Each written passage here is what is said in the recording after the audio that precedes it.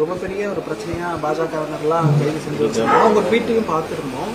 அமமுக என்ன நீங்க எல்லாருமே சேர்ந்து கூட்டணியோட சேர்ந்து எல்லாம் போராட்டம் பண்றது இல்ல. இதுல வந்து இடி ரைடு நடந்திருக்கு.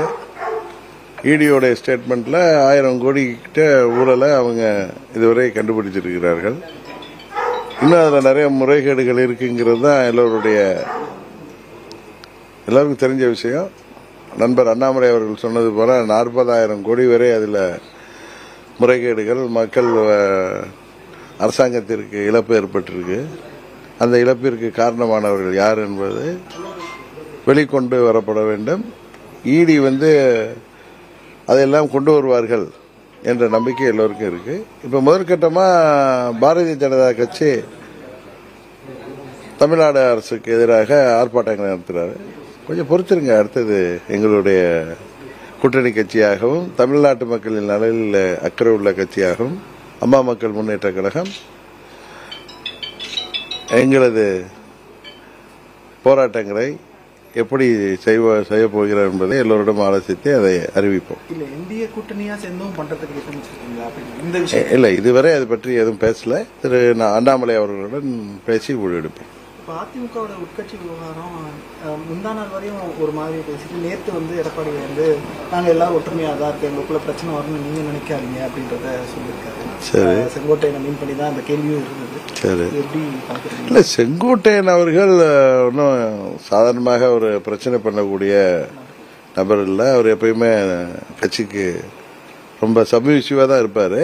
அந்த அவிநாசி அத்திக்கடவு திட்டத்தில் அது அம்மா அவர்களின் படமோ தலைவர் அவர்களின் படமோ இல்லாம அந்த நிகழ்ச்சி நடத்தப்பட்டது. அதனுடைய விளம்பரங்களும் அதனுடைய பத்திரிகையிலே இருந்ததை அவர் சுட்டி காட்டியிருக்காரு.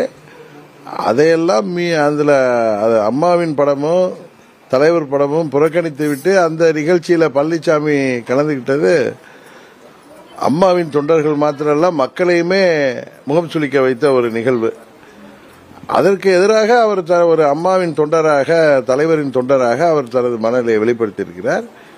அதுதான் அம்மாவின் தொண்டர்களில் அனைவரின் எண்ணத்தின் வெளிப்பாடு தான் அதுங்கிறத நானும் பல முறை சொல்லியிருக்கேன்.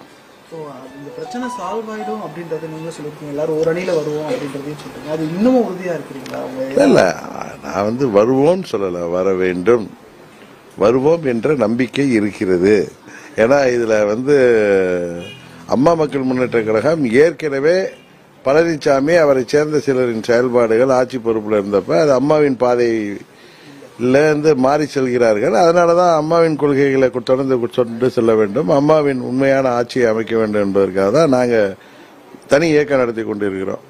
ஆனா அங்க இரட்டை இலை இருக்கின்ற காரணத்துக்காக, பழனிசாமியில ஆட்சி பொறுப்பு இருந்த காரணத்துக்காக அவர் கூட இருந்தவர்கள், அங்கே உள்ள தொண்டர்களும் நிர்வாகிகளும் உண்மை நிலையை உணர்ந்து இன்றைக்கு அந்த இயக்கம் பழனிசாமியால் பலவீனப்பட்டு வருகிறது என்பதை உணர்ந்து திமுக என்கிற தீய சக்தியை வீழ்த்துவதற்கு அனைவரும் ஒன்றிணைய வேண்டும் என்பதை அவர்கள் உணர வேண்டும். இல்லை என்றால் 26 தேர்தலுக்கு பிறகு அவர்கள் வருத்தப்படுகின்ற சூழ்நிலை வரும்.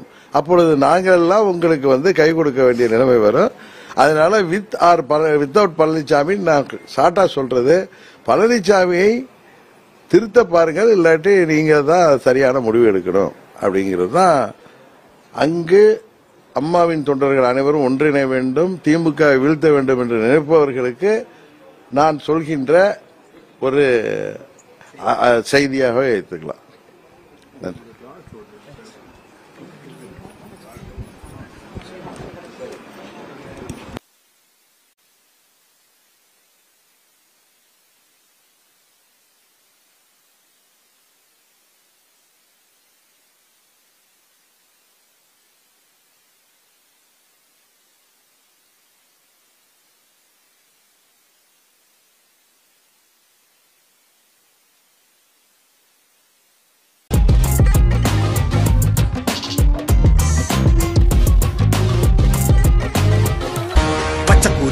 சிக்காதுடா சிங்க இது சிக்காதுடா சுத்து போட்டு நிக்காதடா சூற விட்டா தாங்காதுடா சிவண்டா சிவண்டா சிவண்டா எதுக்க எவண்டா எவண்டா எவண்டா